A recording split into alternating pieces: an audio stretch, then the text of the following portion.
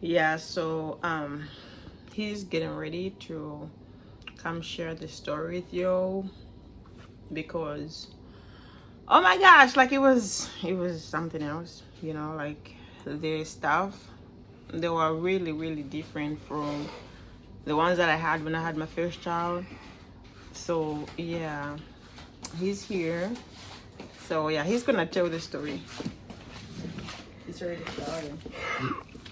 Well, first of all, fellas, you definitely want to be the fellas who do get attend, listen to this, and ladies, tell your men that aren't available that um, you want to be there with your wife, spouse, significant other, whatever it is, because hospitals, unfortunately, when it comes to minorities, in particular black, um, have a bad habit of a little bit of malpractice and disregard for the safety and well-being of people of color in particular. So just wanted to put that out for people who may not be aware. I know it's a hard thing to believe that that could be an option. We're living in the 21st century. A lot of things of that nature, like the people like to believe that those things are done away with. But just heads up so that you can be prepared. Speaking of being prepared, going to the hospital, it's always easy to forget things. So make sure you have a note of things you need to take with you, things that are going to be used. Because once you get there, it'll be inconvenient if you don't have them.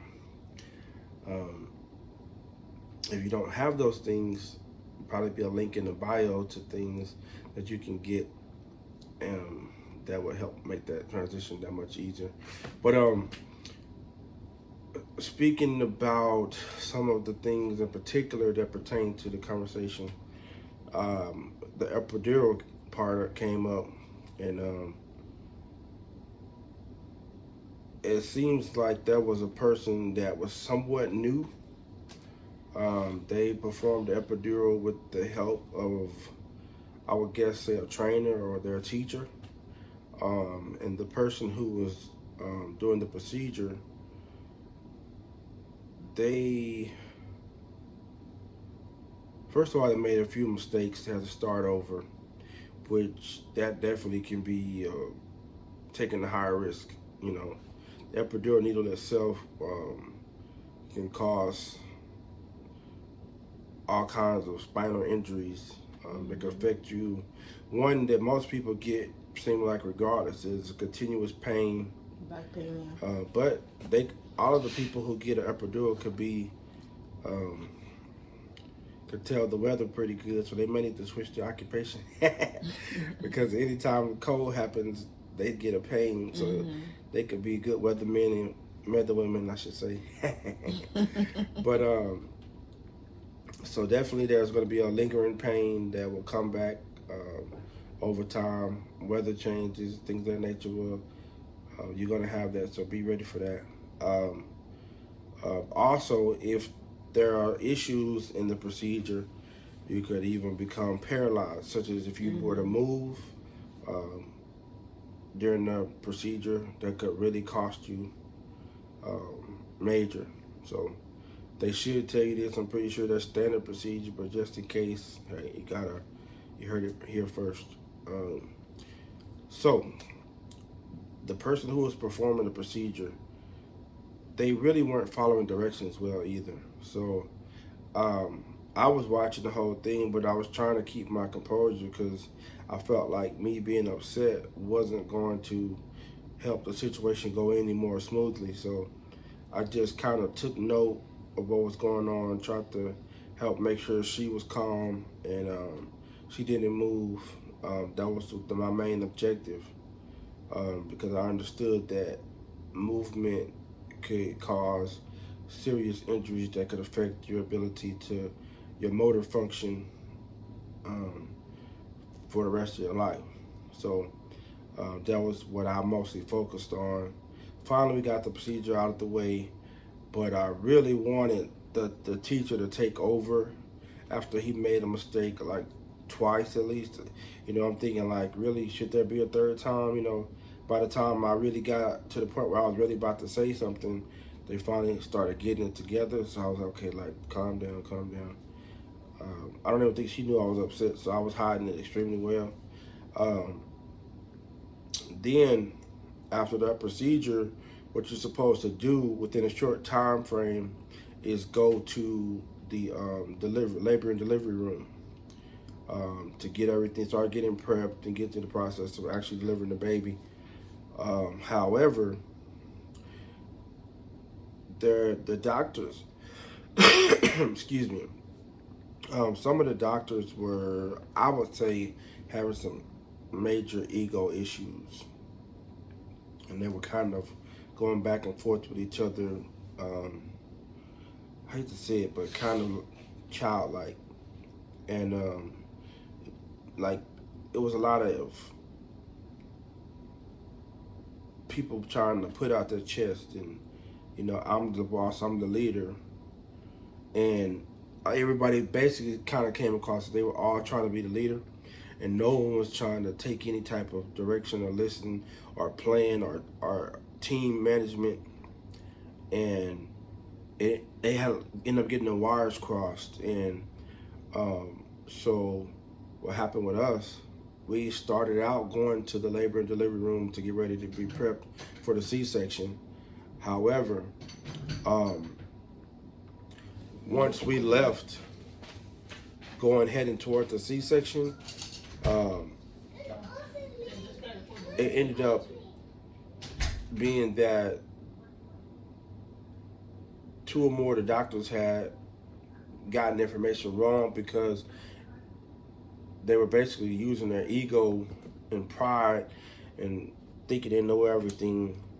So they didn't double check and make sure, which should have been standard procedure. So what that did, it caused us to have to go back to the waiting room, and it delayed her ability to go ahead and start getting prepped for her C-section and things of that nature. So what happened as a result, her epidural, however, is strong. It's a very strong medication, and you have the ability to inject more medication. But the initial medicine that was put in the procedure, pain,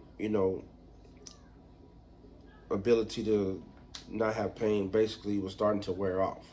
So by the time she did start the procedure,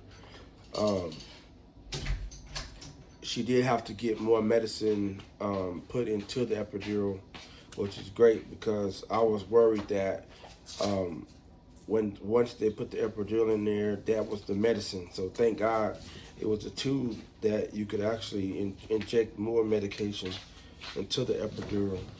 I guess I didn't completely understand how the epidural worked 100%, but so the epidural allows medicine to be put into the to the back. Basically, it's a continuous option for medicine.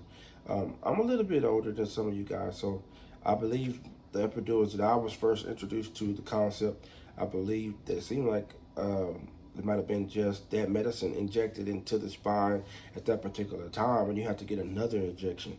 So technology has improved, which is great. Now they actually have a continuous option for that, so that's wonderful. But so that does help, but not having to worry about being a needle sticking you more than once, because that's a big needle.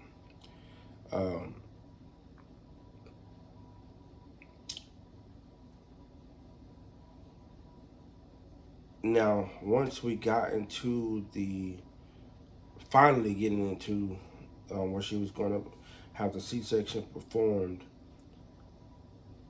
once we were in there and they started performing the C-section, I kind of started noticing that it just felt, again, like we were dealing with some people who were kind of new. And I based this on our first child together, it was literally like it was almost textbook. It was perfect. I mean, everything went extremely smooth. The doctors, like, they did everything. I mean, it was just everything went. It was kind of like they're actually doing it. You know, you could barely tell anything was going on. They were communicating extremely well. And then here we are, fast forward to this pregnancy and this C-section. The communication was bad. You could feel the tension in the room. Again, there was some egos. It was almost as if this was a group of rivals or something and enemies that were having to work together. And it showed in the work, you know. It was as if they were still fighting during the procedure or something. And you could see more tugging going on and just like the whole body, like you could see pretty much kind of like almost moving. And it was just like, wow, really? Like, that seems a little much, you know. And again, I'm trying to hold my composure because I'm not seeing how me getting upset is going to benefit the situation and, you know, and help anything. So I'm like, you know what? I think right now the best thing to do is just try to keep her comforted and calm. And I began to notice that my instinct said, I think she's definitely trying to be strong. So I asked her, I said, how are you feeling? She said, she tried to say fine, but it was like, that's a half fine. And I asked her another question or two. And I'm like, so are you actually feeling pain? So after I started asking, probing more questions, she finally admitted to me, I can feel it. I think I can feel more than I'm supposed to. I can feel a little bit of pressure, a little bit of pain more than I should. And I said, sir, I could tell, I think she's in pain. I said, she's trying to tough it out. And he was like, oh. I'm like, look at her. She doesn't look okay. You know, I'm talking to him, not letting her hear me say that as far as the fact that I felt like she wasn't looking okay. And he he tried to hold his composure, but I could tell he was kind of like alerted. It was kind of like, oh crap, you know. And he started, you know, giving her different medicine. And I think he gave her a little bit extra. Because, I mean, he put something in that epidural, then he gave us, I think, he gave it to her another way through an IV or something. And it was the moment they put me to sleep.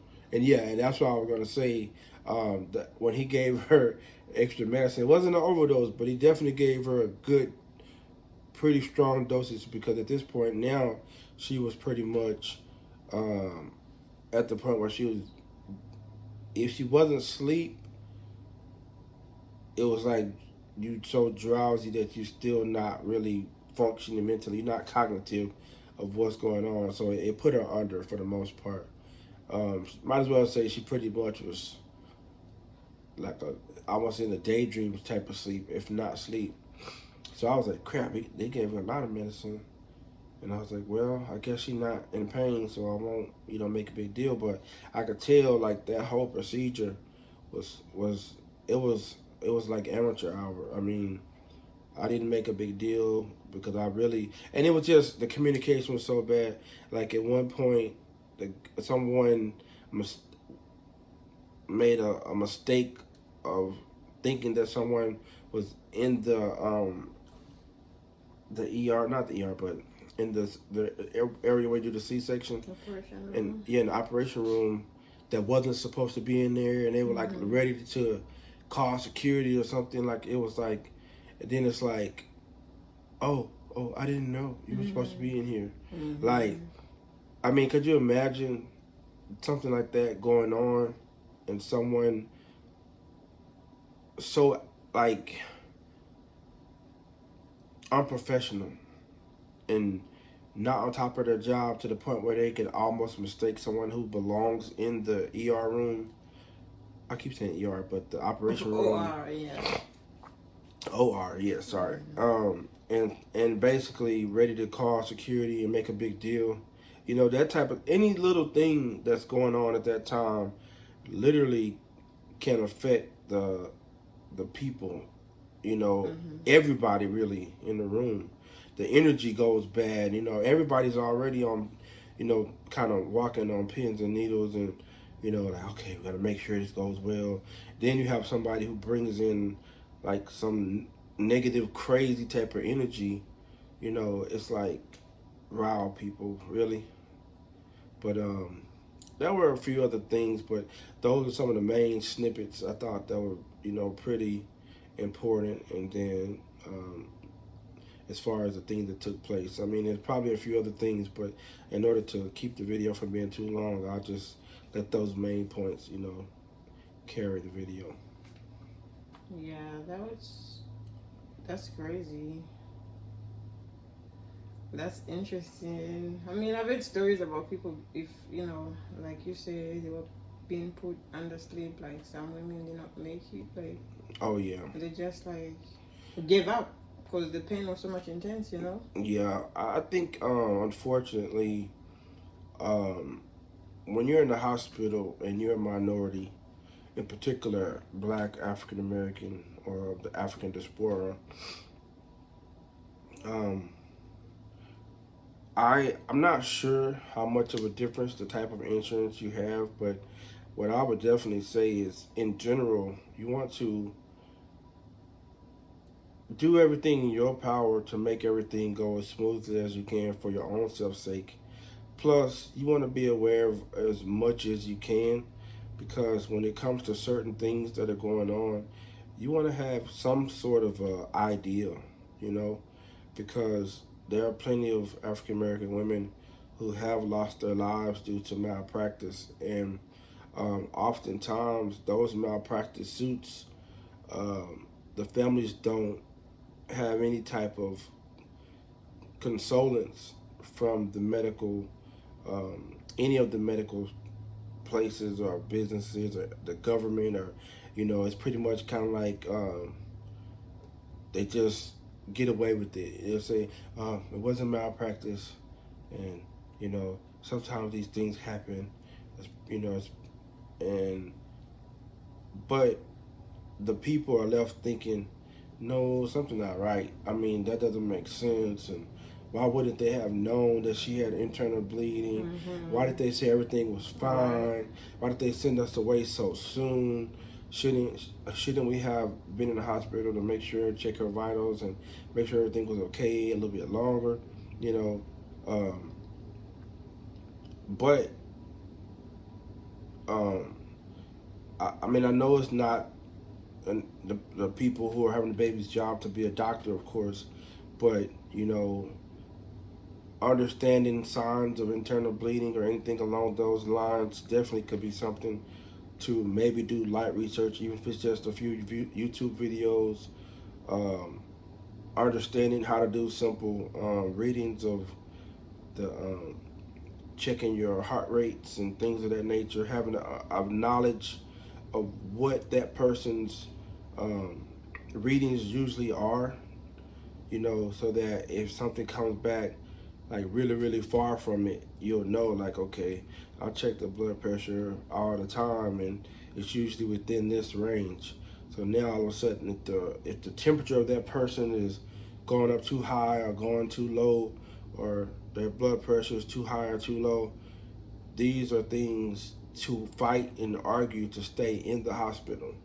To say, hey, I this is my wife, you know, sister, whatever, this person's relationship to you, and I know what healthy range this person is in, and I do understand with the pregnancy that it could vary. However, this varies way too widely.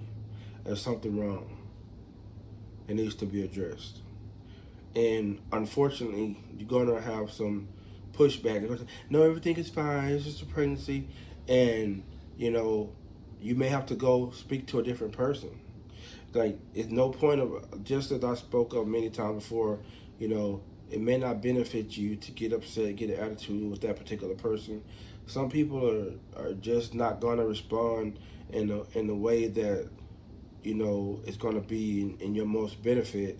because they have their own egos, and and they're thinking that, hey, I'm the doctor, I'm the nurse, I'm this, I'm that, I'm the one who know. So regardless of what you may be saying, if they don't feel like you have an inkling of what you're speaking about, they'll just brush you off. So, but you always have those caring individuals who actually want to be a nurse or want to be a doctor. They want to do their job. So you get this, you get in front of those people, and you're like, hey, this is what I know. Even especially if you have a printout of that person's previous health records, as far as, or even just what you wrote down from throughout the pregnancy. Like, this is every day I check the blood pressure, and every day I check, different vitals that I have the ability to check, and then this is what it normally comes to within a normal range, and then this is what it's like during the pregnancy, and now after the pregnancy, something's totally wrong because her body temperature went down, her blood pressure went up or went down, and vice versa, and let that person know, let many people know, you know what I mean? Um, Make sure you may even write those people's name down. Like, hey, I told this person, I told this person. So if something were to go wrong, you can say, hey, I literally got in front of this person. I literally got in front of that person, that person, that person, that person, that person. And I all told them the same thing. So when the hospital says, well, we checked and we know and we this and we that, you can say, well, what about the fact that I got all 10 people that were on staff that particular day to actually, man, to Yeah, to you actually send me give an the video. opportunity, yeah, to have an opportunity to help us remedy this issue, and everybody pretty much was like everything is fine. So I mean, basically, you want to be able to, first and foremost, the main objective is to make sure that the person you're with, they're able to see many more years on earth, and they'll be able to enjoy the children just as you. And but if in the case that something did go wrong, you at least want the people who are responsible to be held accountable. But that doesn't happen just because you think that it should, or just because, basically. It has to be some type of evidence, some type of proof. Unfortunately, um, it's going to be your word against theirs. But if you do your due diligence, take notes throughout the process of the hospital. I mean, even just for me mentioning the things that I did, like once you go into the hospital, have a notepad there. Maybe even tell them, hey, I just want to make sure that other people are able to have a good experience when it comes to hospital. So I'm doing I'm journaling, everything that's going on. And you may even want to tell them, because then they have an opportunity to say, oh crap, this guy or this girl is actually like making sure they take note of everything that happens. So if we make a mistake, they're taking it down. If we do something good, they're writing it down, and that may make them self-correct a little bit. It might be like, well, crap, I don't want them to do a review on me, and it's bad. So I mean, um, any little thing you can do, tactic, skill, uh, that you can use to try to get them to automatically self-correct, or not go down the wrong path, or be lazy or whatever. I mean, you want to try to think all those things through. I know that's a lot, and you shouldn't have to do those things, but in life, there are a lot of things that you shouldn't have to do, a lot of things you may not want to do, but the whole point is, what is it that you want to accomplish? And if you want to accomplish the best opportunity to walk out of there unscathed and healthy, and to enjoy the highest quality of life as possible, you have to give that to yourself. Because unfortunately, other people aren't going to do that for you. So that's up to you. And I know that's a lot, and not to scare anybody to think like, oh man, I don't want to have a baby anymore. But you have to do your own due diligence. You can't leave anything else up to anyone else.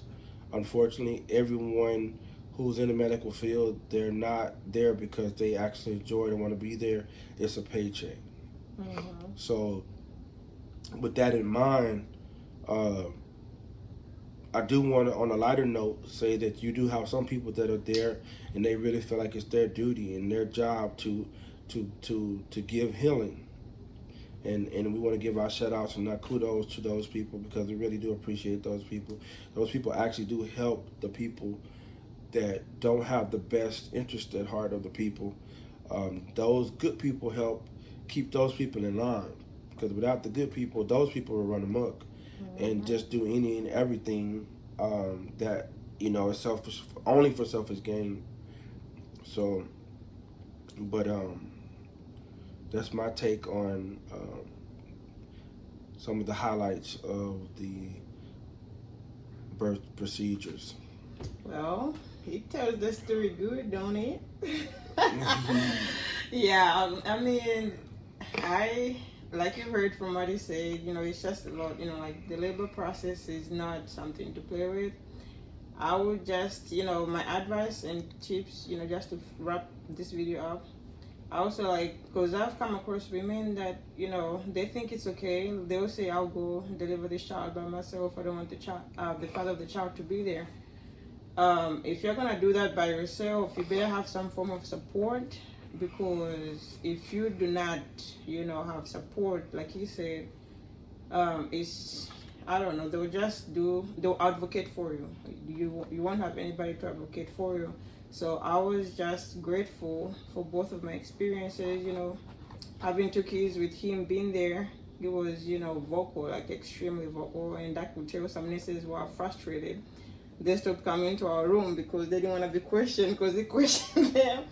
He told them off. So, that's just what it was, because they thought whatever they was doing, just because they're nurses, they're doctors, they can do what they want to do. But you gotta be, alert. And it was a time when first it was C-section, no C-section, that thing they cut off a boy, like you spinners, like when they do, like when we deliver. When they're cutting off a boy's penis after they just deliver. Oh, what is it?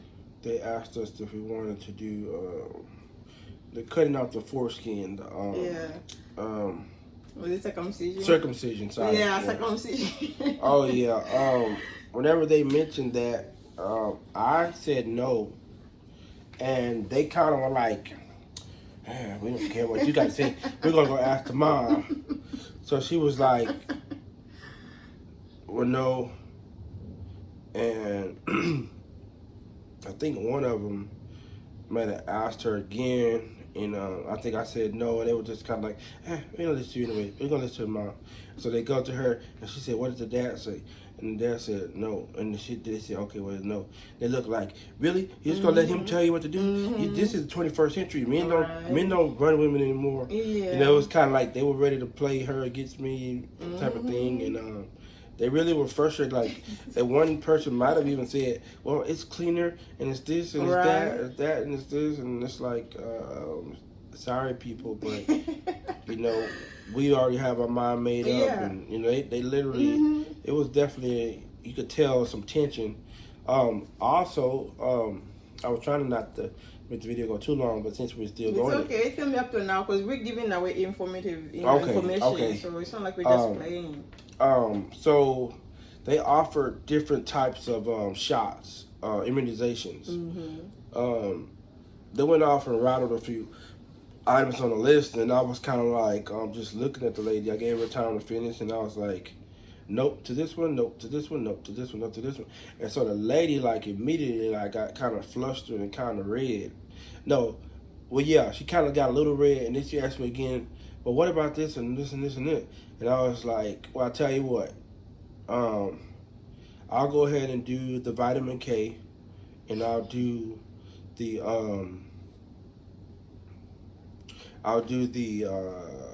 vitamin K. Hold on, it was vitamin K, and the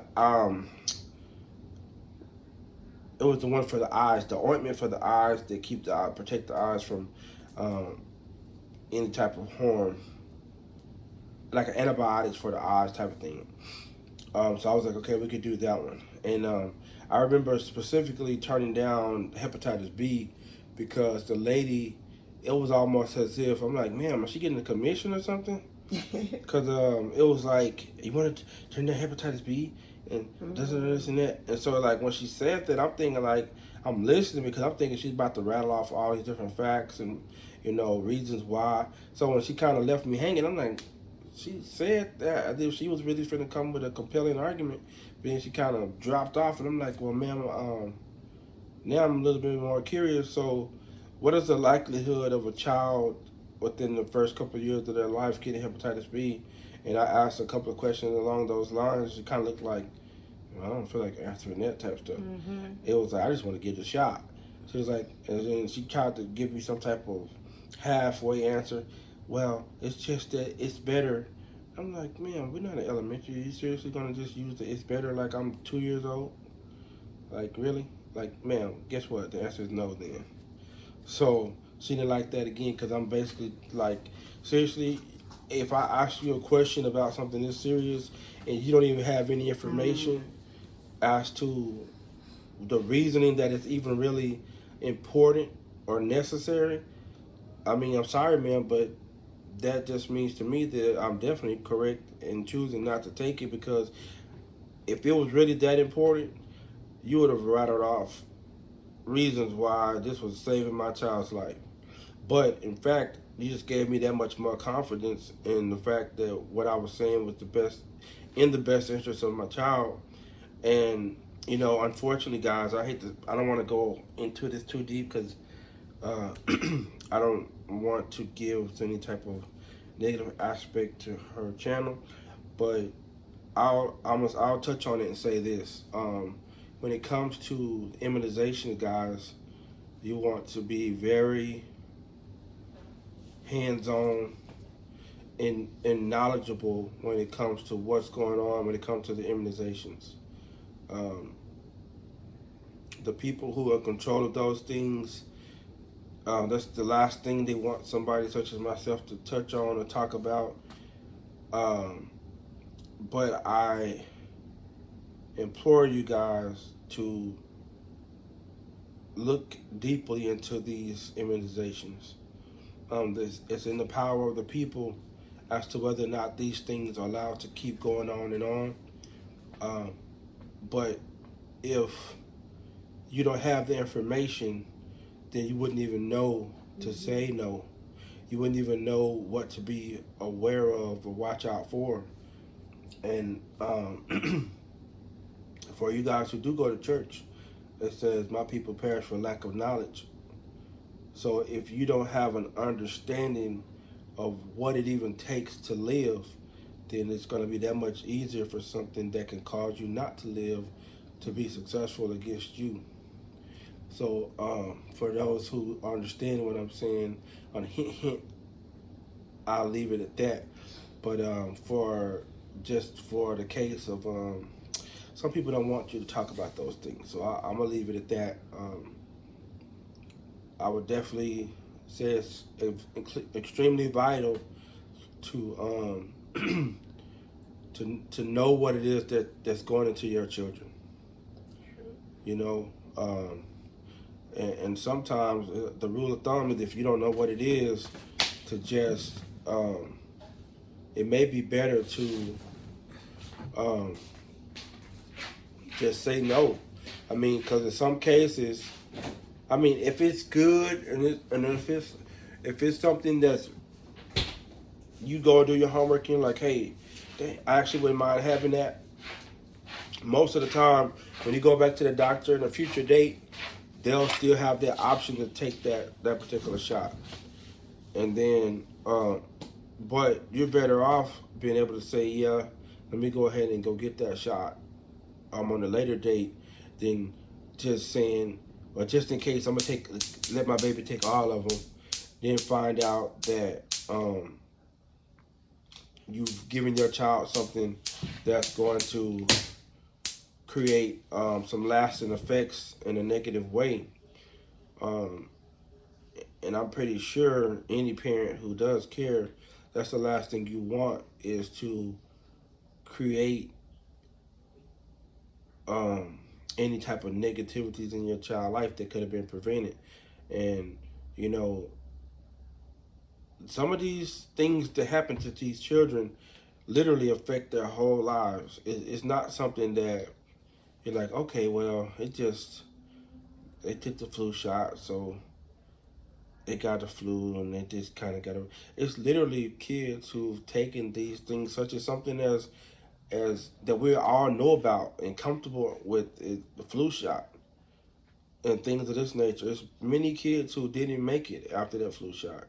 It's many kids who didn't, and adults who didn't make it after other shots that we take. And it's a very popular shot that we know about right now that they keep figuring out ways to give people. I won't talk about it because, again, it's some things they don't want you to talk about. But anybody who understands the shot that we've been taking within the last few years, that particular shot has definitely began to raise the eyebrows for many people. But again, that's not what this channel is about. So I'm going to touch on that. I'm going to leave it where it is. And anybody who has the mind to seek knowledge and understanding, then I would implore you again to do your due diligence to look at that a little bit deeper. But I can tell you up right now that you're not going to find anything good, unfortunately. But but you have to ask yourself that question: why would the hospital system be so eager to give you something that could either be neutral, such as a placebo, or that could have a negative effect on you? Like, what would make that be something that they're motivated to do? You know, and even you take the people who really don't know any better. Like, what would make them say, okay, I'm going to offer these people this, but I really don't know what it is. You know, I don't think people do that on the naturally. I think, like me, for instance, if I'm in the medical field and there's a particular shot and they're giving it out and it's optional, right? If I'm thinking like, I'm not sure what this is, I would feel kind of uncomfortable offering that to a family and I really don't know what it is. It's like, hey, it's just one of the things on the list, offer this to me. I would kind of be like, hey, would you like to take the vitamin K and the what are called antibiotics for the eyes? I would kind of offer the things that I definitely know for a fact are going to be beneficial to the children. And I would say, here are the other options of immunizations that you have available to take if it's something that you feel that you would like to give to your child. And if they choose to pick any of those other things, then hey, fine. But I wouldn't be like, hey, take all these. But again, we're talking about things that out of some people's hands. I'm sure some hospitals push those things and force those things because I bet you they have something to do with money.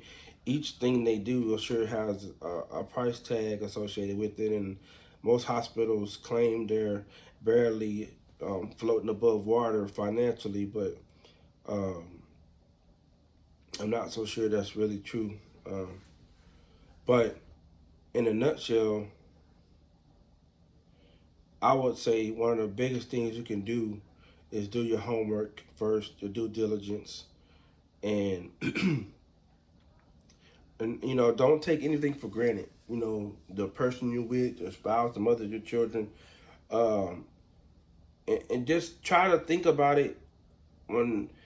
How would you feel if it were you, and you were in that position? What would you want to make sure is done? What would you want to make sure you have with you? If you're a cold person, something as simple as making sure you have a jacket or extra blanket, or if you're a hungry person and you're pregnant and you're a woman and you definitely want to have some snacks, and some people, well, the hospital have food. Yeah, they might have food, but do you really want to spend money that you don't have to? Sure, it's nothing wrong. I'm not saying don't buy some food. I'm not saying that. What I'm saying is think about the big picture. Sometimes you're not going to feel like walking to the cafeteria or leaving the hospital, go get something to eat, but if you just so happen to have some cheese crackers and some juice boxes and things that are non-perishable items that you can eat, snack on at 2 o'clock in the morning, 3 o'clock in the morning, or 4, because sometimes in the hospital you'll get woken up like multiple times during that night. So sleep isn't necessarily gonna be something that you're likely to get. Like for you to get sleep in the hospital, that's more likely less to happen. So chances are you're gonna be up at some weird, awkward hours, and therefore, because you're up, you may find yourself wanting something to snack on, wanting something to drink. So most hospitals give you some type of a cup or something, but I think that might be after the baby though. Do they give you after the baby? Yeah. So like, prior to the baby, you may want to have just a nice thermos or just a cup you can use, over and over, something like this. Matter of fact, have you something you can just refill water, um, little things like that you could easily think you could take for granted, become very important in times like that where you don't have the ability to just do what you want to do at any time you want to do it. But I think that's it. That's all I have. That's all you have. Okay, yeah. So, yeah, it was just a lot of knickknacks going on, but again, this whole process, you would want to call it as the power of teamwork in some sort. If you and your partner or your relatives that you're gonna go to the labor and delivery room, you're not agreeing on certain things, so it's gonna backfire on you all. So as we're able to work with each other, tell them, hey, we don't want circumcision. And he was so much strong on not having the hepatitis B. And when you left to get some food, when they asked you that and you said no, you left to get something to eat, they came and asked me, is he gonna get the hepatitis B? I said, I thought he already answered the question, so they were still trying to get me to accept the hepatitis B. I don't know if they get a commission when they do that, or if it's, I don't know, whatever reason that they're enforcing that on, everybody instead of it being a choice. So yeah, just have teamwork, work with your partner, your relatives, your sisters, grandma, mothers, so that you're working for the best interest, not only for your babies but for yourselves as well, because whatever you decide is gonna affect the outcome of the situation. So yeah, that's pretty much about it. We don't want to take much of your time. We just wanted to share this information, and I'm grateful for my man sharing that story with y'all, because he tells the story is good. He's gonna be a very good grandpa, because the grandkids are gonna like him. Not to boast and hype him up, but yeah, that's just what it is. So thank you. Well, I guess you're welcome. He's gonna have a YouTube channel soon, so you guys be look out on his upcoming stuff. Since you see he tells stories better, you're gonna have a channel based on what? Like, what's your niche?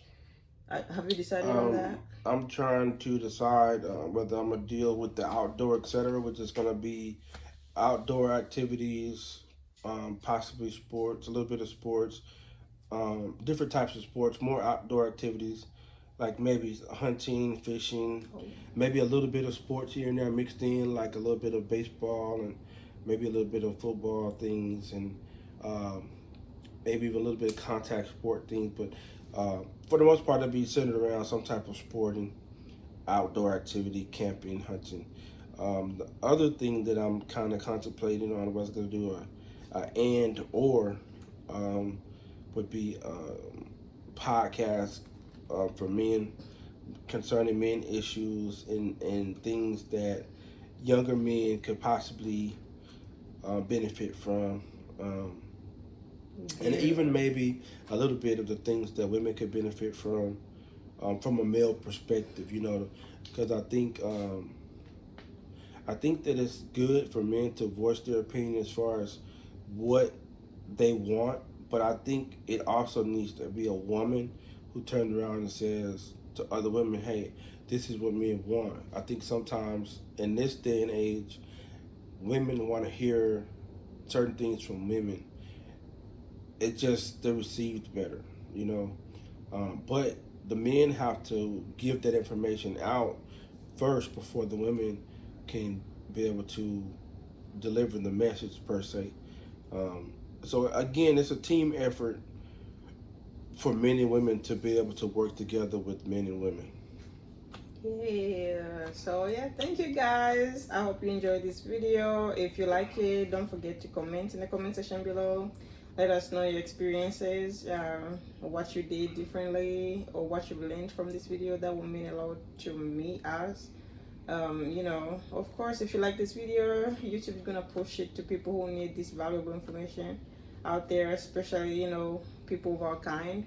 They really need this information. So yeah, I'll see you in my next video.